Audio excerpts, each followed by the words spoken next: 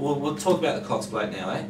And like you said, a lot of these, over the last month, we can assess horses we think are now legitimate Cox Plate hopes, and just not many of them. Not many of them, unfortunately. A lot of them have just dropped by the wayside because of their non-performances or through injury.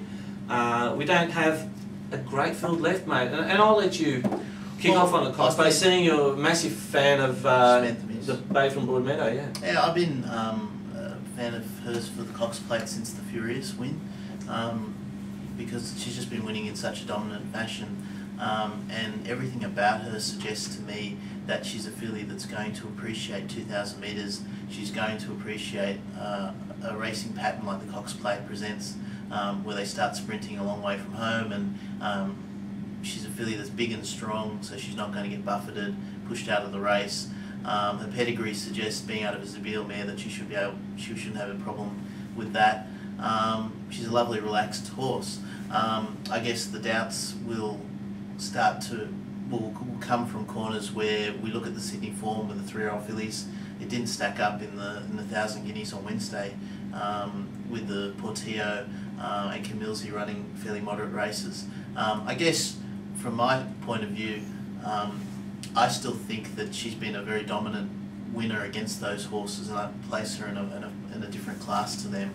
And I don't think that there's a quantum leap from the 3-year-old racing to the weight for age racing at the moment, because we just don't have a lot of depth. That's the key. So I don't think it would take too much for her to be able to rise to a level where she'll be very competitive, especially given the weight concession and the preparation that she's had leading up to the race. Now, she has had 3 weeks in between runs. Yeah, that's what I was going to ask you about, the preparation. Probably not perfect. Prior to that, she'd had quite a few runs through the Princess series, which were all... they weren't gutbusters either, mate, you know? Well, I don't know that you need a gutbuster. Her last race, she sat 3 wide, was popped out from the back and made a sustain. She's so superior to those fillies, and like I said, now there's a question mark against those fillies. Yeah, there is. That's look, you can't deny that. Even a fan like myself, the doubt that I've got in my mind is there a is there a lack of class in the races that she's been competing in? I offset that by the fashion in which she's been winning, and the fact that I think she's becoming better and better after each run. I think if Who Begot You was in the race, I would jump off Sam Miss and be backing Who Begot You. I declared it. You don't think she's the best 3-year-old? I think he's...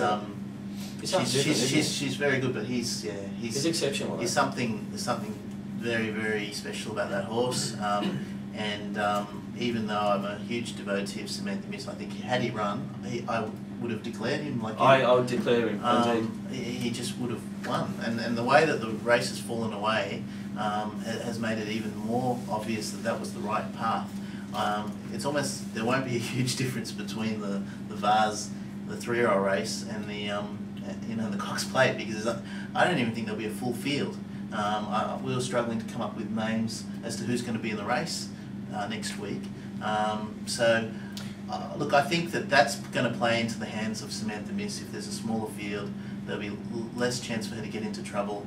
Less pressure as well. Less pressure. I think that the hardest for her to beat, it looks to me, is going to be Zipping.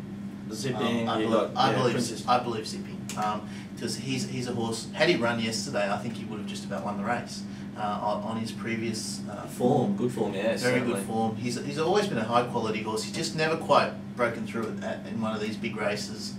I think he's the hardest. It's a perfect year for it, though, isn't it? It is, like we saw even with that David Fields of Omar, who was a horse who was always sort of a bit behind the top horses, but he was able to win 2 Cox Plates and always performed really well in these races. I think Zipping's the hardest to beat. And Princess Cope, I know that you'll malign me for what we said about New Zealand form. I was not talking about the winners, I was talking about the overall field. I think she can run a place. I don't think she can win.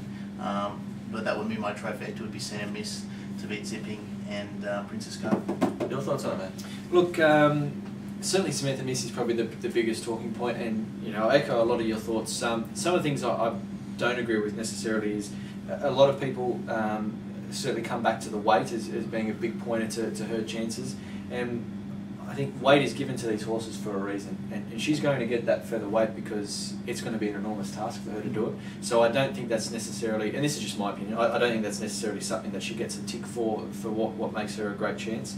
I think every bit of quality that she's shown in her dominant wins to date is what gives her the big ticks. Secondly, how the race has just completely fallen away to the point where it's you know, a patch on some of the past Cox Plates. Certainly. My thoughts on the quality of form and her form behind her. Look, you know, again, agree with you that, you know, perhaps it didn't stand up in the 1,000 guineas.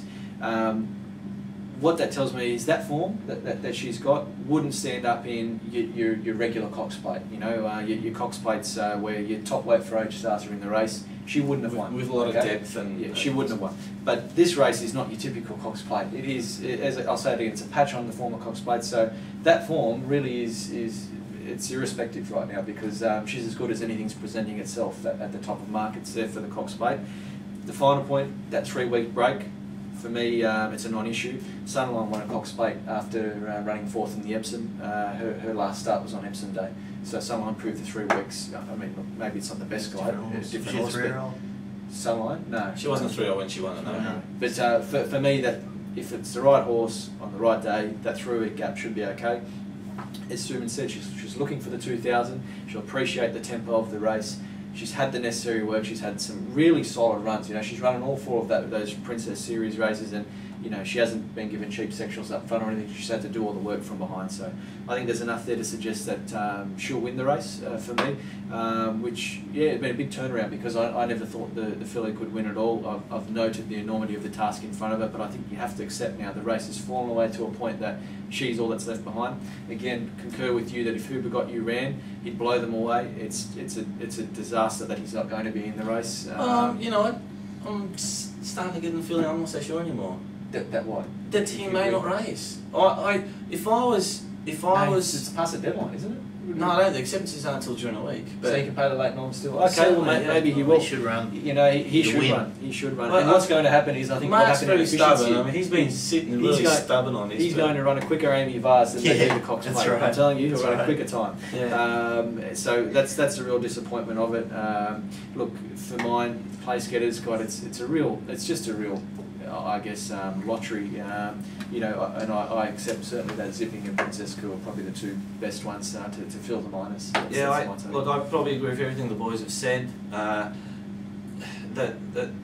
won't cover the ground they've covered. They've said it all. The only other horse outside Zipping, Princess Coup, and Samantha Miss there could be a spanner in the works if Sailor Gur goes around. I would not discount him. Good horse. If he goes round, I would consider him a legitimate chance. Ran poorly at Moonee Valley the other day. Yeah, and 2,000 metres, that's my question mark, 2,000 metres. What, you don't think he'll run 2,000? No, I don't think he'll run. It's I don't know. It'll just be too sharp for him. Yeah, but they've given him a very light preparation. The spring should still be in his legs. I think he's a Flemington. Yeah, he's a Flemington horse and his best but I wouldn't discount him though. I wouldn't write him off totally. I wouldn't be sitting back and go, oh my God, how did he win? Yeah, no, and if he runs a place, you're not going to be surprised. No, he would. I'd probably give Alamosa more a chance than him. Really? Okay, well Alamosa's a very good horse, but we'll see. Outside that, I can't see the likes of Thesio winning the race, or Thesio's not weight for age, you know. But maybe like you've said, it's not a classic Cox Plate field. So yeah. I'd be very disappointed. I think you'd be blown away if you won. Okay. Well, just take away a bit from the race for mine. Yeah. He's a nice horse, but for him to be a Cox Plate winner, I think it was a bit like when Savabeel won it. What's going on? Lost off the race a bit. And one other thing with Who Begot You, we've covered this in previous weeks. I've been a fan of the horse for a long time. I mean, I wrote a bit on him on the website about 3 months ago. I think he could be a real star in the making, and he's lived up to my expectations anyway. But he's been so stubborn about running this horse. But now, surely he must be sitting back, looking at what's left and thinking, you know what, have I pulled the right rein here? Should I? Look, I consider running the horse? Was the horse nominated for the race? Yes. No, yes. He is nominated. No, it have to be a late nomination. Won't it have to be he was when they pay that 150,000. Yeah, he was not nominated. They can still do that. That's interesting. I will never knock a trainer for saving a horse and making a decision in the horse's best interest. But what I will knock him for is saying that, look, I won't run him in the Cox Plate to save him, but I'll run him in the Victoria Derby as a spring 3 right over 2,500, which is what you guys have been saying. It's like it goes. It sort wrecks of- a lot of horses. Yeah, so I wouldn't be tearing strips on him if he said, look, I'm turning the horse out after If it's the turning the Caulfield horse innings. out, I'd have no dramas either, Yeah, mate. But but to run him in the derby, The derby, yeah. to save him, that's not saving him, right? No, it's not. I think Okay. horses that tend to get wrecked in Cox Plates are horses that are non-stayers. The ones like that are dubious stayers and they put them Yeah, into who the are barely race. running a mile anyway. Yeah, and it's a gut buster for them Yeah. and it destroys them. But this horse has got the legs, he's got the motor. He'll stay. So I think he'll thrive under pressure. I really Agreed. I truly think if he runs, he'll win by a lap.